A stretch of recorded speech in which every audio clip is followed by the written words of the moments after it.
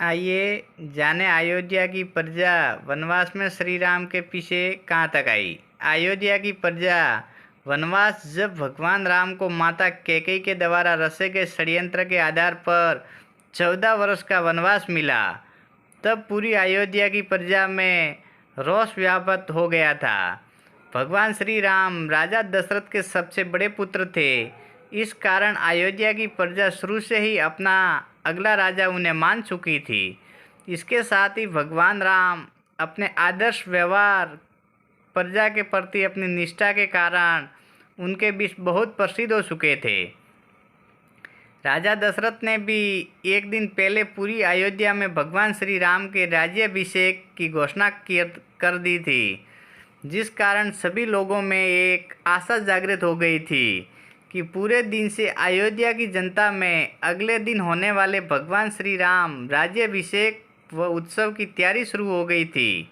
इसी खुशी में कई लोग तो रात भर सोए तक नहीं थे, किंतु अगले ही दिन जैसे ही घोषणा हुई कि भगवान श्री राम को 14 वर्ष का कठोर वनवास मिला है व उसके छोटे भाई भरत को अयोध्या का अगला राजा बनाया गया, तो लोगों ने भरत को राजा मानने से ही मना कर दिया। सभी भगवान श्री राम ने उन्हें समझाया, लेकिन वह नहीं माने। वे सभी मन से श्री राम को ही अपना राजा मानते थे। वह उनको वन में नहीं जाने देने का दबाव बना रहे थे, लेकिन भगवान राम अपने पिता के वचन को निभाने के लिए अपनी पत्नी सीता व भाई लक्ष्मण के साथ रथ से वन की ओर निकल पड़े। यह रथ दशरथ के मंत्री सुमंत चला रहे थे। पूरी अयोध्या भी उसी रथ के पीछे पीछे पैदल चलने लगी।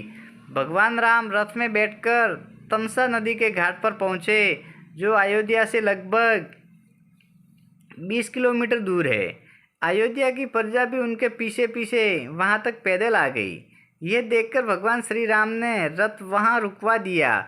वह उन्हें वापस लौटे जाने का अनुरोध किया, लेकिन प्रजा उन्हें अकेले जाने देने को तैयार नहीं हुई। भगवान राम के मन में ये आशंका थी कि कहीं इसमें राज्य में अस्थिरता ना पैदा हो जाए, वह उन्हें प्रजा को भड़काने का दोषी ना मान लिया जाए। साथ ही प्रजा के साथ जाने से उन्हें अपना उद्देश्य पूरा करने में परेशानी होती, इसलिए उन्होंने रथ रोककर सभी को वहीं विश्राम करने को कहा। उन्होंने प्रजा को कहा कि अब वह सुबह अपनी यात्रा प्रारंभ करेंगे। इसके बाद सभी ने वहीं भोजन किया, वह सो गए। प्रातःकाल सूर्य उदय से पहले ही श्री राम उठ गए। उन्होंने लक्ष्मण व माता सीता के साथ निकल जाने का निर्णय किया, ताकि अयोध्या की प्रजा को पता न चले। उन्होंने आर्य सुमंत को बिना आवाज़ किए रथ को उत्तर दिशा व दक्षिण दिशा में ले जाने का आदेश दिया, ताकि अयोध्या की प्रजा भ्रमित हो जाए, वह उनके पीछे नहीं आ पाए। इसके बाद से वे अयोध्या की सोती हुई प्रजा को प्रणाम कर वहाँ से चले गए।